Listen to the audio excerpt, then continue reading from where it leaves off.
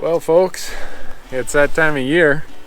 I'm out here doing some of my normal damage control in the form of muskrat trapping.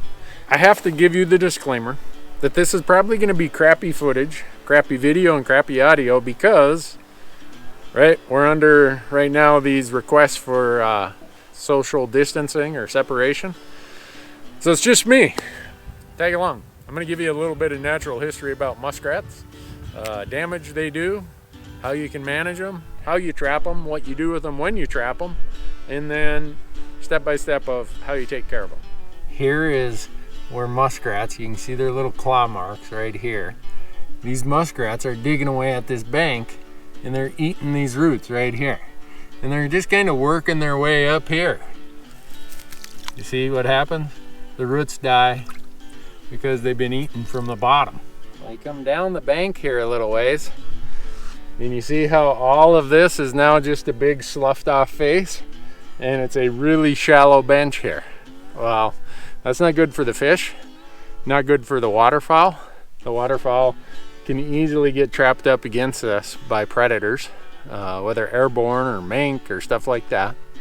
And then what happens is now you have a wider, shallower creek, which increases the water temperatures really high in the summertime.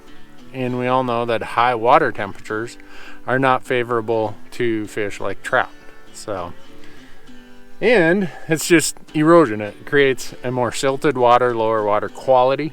Because of all this erosion that happens, it becomes a lot of mud instead of rock and current and the things that trout need. And people will be like, well, that's probably been happening forever. Why is it now a problem?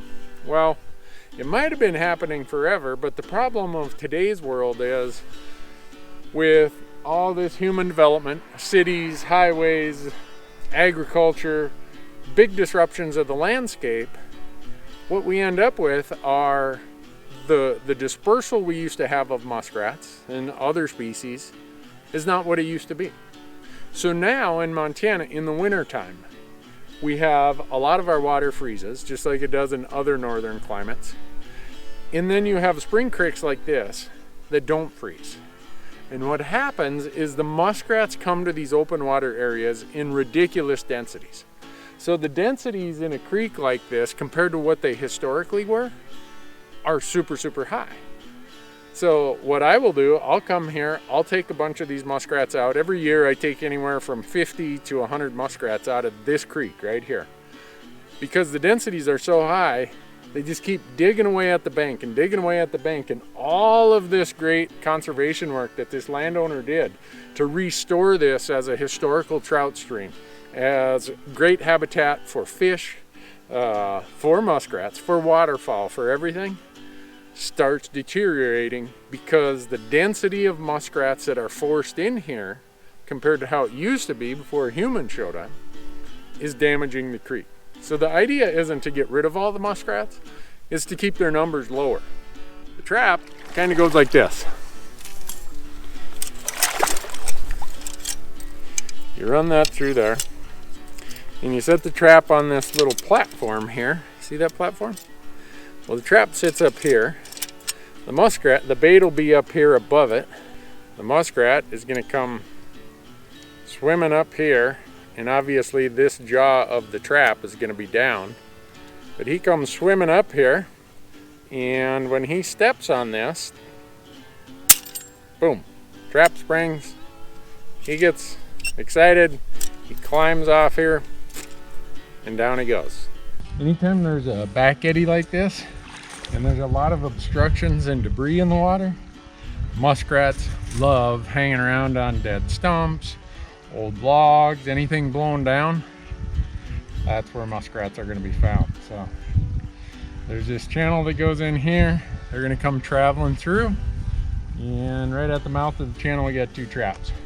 This whole bank here on the windy side of this pond is full of cattails that have been chewed off. Well, what chews those off? Muskrats. I've got a trap over there, got another one right down here, and one more up there. And we'll see if there's as many rats in here as it looks like there is.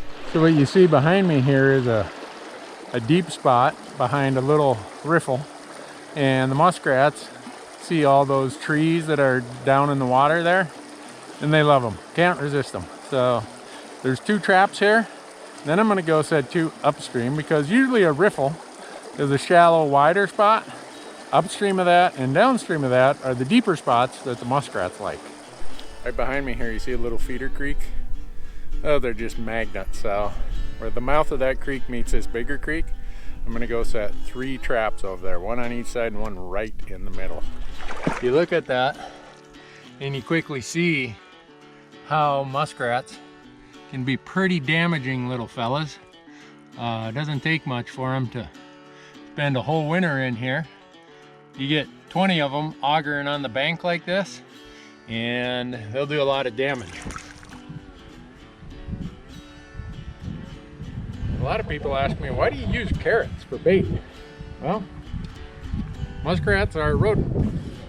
Rodents love roots. We'll come out here tomorrow, check them, see what our catch ratio is. Once that catch ratio starts getting down to 10 to 15%, that means I've kind of thinned out the problem children. That it's not going to do much good to trap much beyond that. And if you watch this, again, my apologies for the fact that the footage probably sucks. But it's just me, my traps, and the muskrats, and my GoPro camera. See you tomorrow.